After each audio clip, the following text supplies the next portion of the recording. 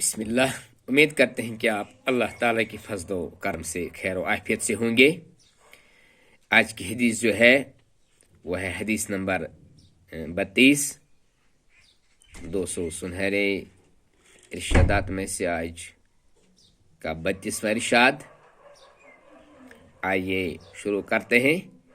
मा मिन यौमिन युस्बिहुल इबादु फीहि इल्ला मलकानि यंजिलानि فيقول أحدهما اللهم أعط منفقا خلفا، ويقول الآخر اللهم أعط ممسكا تلفا۔ ہر روز صبح سویرے دو فرشتے زمین پر اترتے ہیں، ان میں سے ایک اللہ تعالی سے دعا کرتا ہے کہ اے اللہ جو تیرے راہ میں خرچ کرے اسے مزید رزق عطا فرما، اور دوسرا یہ دعا کرتا ہے کہ اے اللہ جو تیری راہ میں خرچ نہ کرے اس کے مال کو تباہ و برباد کر دے۔ یہ حدیث مبارک جو ہے یہ صحیح بخاری میں ہے، اور اس کتاب نے 200 سنہری ارشادات کا 32واں حدیث ہے۔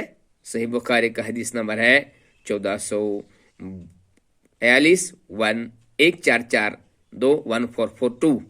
تو اللہ تعالیٰ سے دعا گو ہیں کہ وہ ہمیں بھی ہر روز کم سے کم 10 روپے، 5 روپے ہی، یا 2 روپے ہی صحیح، یا 1 روپے ہی صحیح اللہ کی راہ میں خرچ کرنے کی توفیق عطا فرمائے، یا 10 دن کے بعد 10 روپے۔